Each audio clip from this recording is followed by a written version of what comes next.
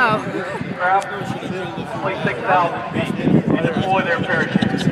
They will assemble in the air and then land together in the channel in front of you. Considered to be one of the military's most demanding and potentially hazardous advanced skills, military free-fall parachute operations are used to infiltrate enemy areas under the cover of darkness to avoid detection. Parachutists land at their objective as a combat-ready tactical unit. Special operations military free-fall personnel are taught to conduct high-altitude, low-opening missions by exiting an aircraft at altitudes up to 35,000 feet. Typically, the parachutists free-fall to about 25,000 feet from ground level before deploying their canopies. They have just exited the aircraft. Oh, wow. I didn't even see it. The jumpers are directly above the Tampa Convention Center now. Oh.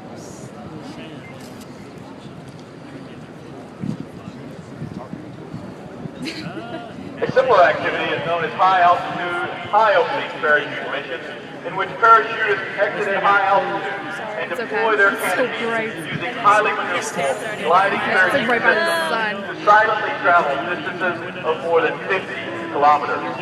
These highly trained individuals conduct military free-fall operations in the dead of night while fully loaded. I'm gonna wait till I get down a little bit. Yeah, maybe more on horizon view as opposed to staring straight at the sun. Yeah. If they go into the wind, they're slowing down maybe 5 feet a second. They can slow it down almost nothing. Yeah. Cushion. Then they can also run with Another interesting thing to note, ladies and gentlemen, is the fact that all of our airspace required for today's event is being controlled by several Air Force Special Operations Command Combat Controllers, or CCTs. The senior CCT for today's event is Major Mark McGill. He is located on top of the Tampa General Hospital and is responsible for controlling the layering of all of today's aircraft. This includes the MH-47 Chinook, MH-60 Blackhawk, CV-22 Osprey, and the C-130 Hercules aircraft, including all the jumpers in free fall and under canopy. His responsibilities also include coordinating airspace with the Federal Aviation Administration, Tampa International Airport, Peter O'Nigan Municipal Airport, and several other smaller local airports.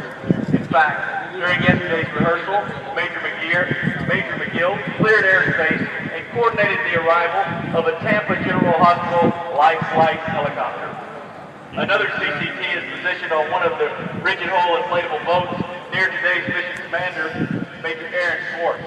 This CCT allows Major Schwartz to have full control over all aspects of the operation, land, sea, and air.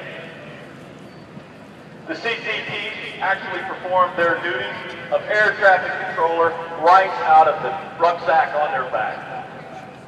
A great example of these capabilities occurred in January 2010 when 10 Air Force Special Operations Command combat controllers were among the first to arrive at the International Airport in Port-au-Prince, Haiti, after a devastating 7.0 magnitude earthquake.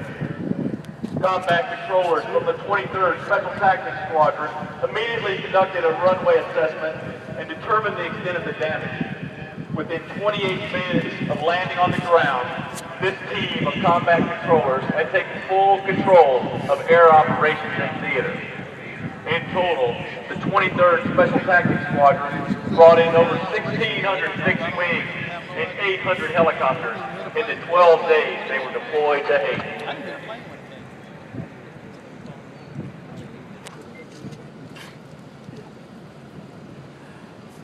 You got some view?